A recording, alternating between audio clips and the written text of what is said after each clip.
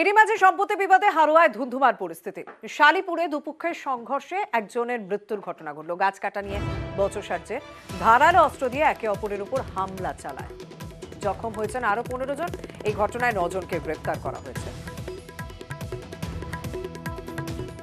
সেই গাছের প্রথম দিন থানা সব গাছ কেটে দিয়েছে, থানা যে বারণ করে এসছে, কেস পাকাটি হয়েছে, বলেছে যে কোর্টের অর্ডার ছাড়া কোনো গাছের কোনো জিনিস আর থাকবে না। আবার ফের আজকের ওরা সেই গাছ কেটে তুলে দিচ্ছে। আমরা বাধা দিতে বারণ করতে গেলে আমাদের সব মারধর করেছে।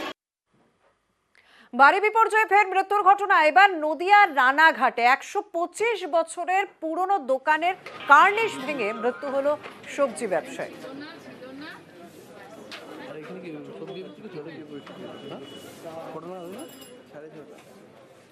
আমি পৌরসভায় পৌরপ্রধান হওয়ার আগের পৌরপ্রধান যিনি ছিলেন তিনি নাকি নোটিশ করেছিলেন এটাকে, আমি ইঞ্জিনিয়ারিং দপ্তর থেকে পেয়েছি।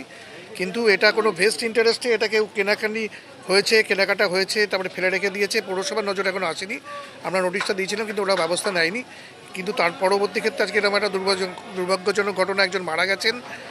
আমরা পৌরসভার তরফ থেকে এসে সঙ্গে সঙ্গে ব্যবস্থা নিচ্ছি। আমরা এই অংশটা আজকে ভেঙে দেবো এবং আমরা আইনগত দিক থেকে যেটা ব্যবস্থা নেওয়ার আমরা নেব। কল আছে কিন্তু তাতে জল পড়ে না। দীর্ঘদিনের এই সমস্যা কোনো রকম সমাধান হয়নি। ড্রামে ভরে জল আসে, সেই জল নিয়ে বিপাকে পড়লেন পিএইচইর কর্মীরা। পানীয় জলের গাড়ি আটকে বিক্ষোভ দেখালেন জলপাইগুড়ির অরবিন্দ পঞ্চায়েতের বৈরাগী ডাঙ্গা সহ 4 গ্রামের মানুষ। বাসিন্দাদের অভিযোগ, কল থাকা সত্ত্বেও বছরের পর জলের সমস্যায় ভুগছেন এলাকার মানুষ। গ্রামবাসীদের দাবি, আগে পানীয় জলের সমস্যার স্থায়ী সমাধান করতে হবে। দীর্ঘ 3 বছর থেকে উনারা কল দিয়ে গেছে, কলে কোনো জল নাই। উনারা যে জল পাঠাচ্ছে সেটা কোন সূত্রে পাঠাচ্ছে, সেটা কোন জল, নদীর জল না কলের জল না বিষের জল, আমরা কি করে জানবো? তাহলে ইলেকশনের সময় যদি জল পাঠায়, এই জলটা হয়তো ভোটের কালেকশনের জন্য জল পাঠাচ্ছে। আমাদের কলে জল দেওয়া হোক। হঠাৎ করে জল পাঠাচ্ছে, এটা কোথাকার জল কেন খাবো আমরা? আগে কি আমরা জল খাই নেই? আগেও জল খাইছি, আগে কষ্ট করে কুয়ার জল নদীর জল খাই মানুষ হচ্ছি।